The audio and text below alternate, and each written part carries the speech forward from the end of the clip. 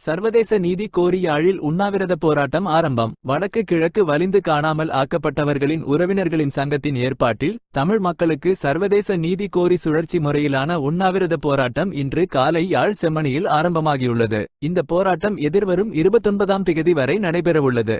போராட்டத்தின் முக்கிய கோரிக்கைகள்: இலங்கையில் நடைபெற்ற உள்நாட்டு யுத்தத்தின்போது நிகழ்த்தப்பட்ட மனித உரிமை மீறல்கள் மற்றும் வலிந்து காணாமல் ஆக்கப்பட்டவர்கள் உள்ளிட்ட விவகாரங்களுக்கு நீதி வேண்டியே இந்த போராட்டம் முன்னெடுக்கப்பட்டுள்ளது.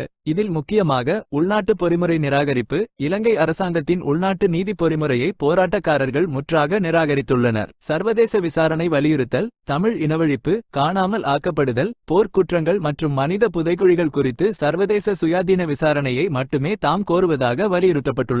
செம்மணி விவகாரத்திற்கு நீதி கோரியும் போராட்டம் ஆரம்பிக்கப்பட்டது.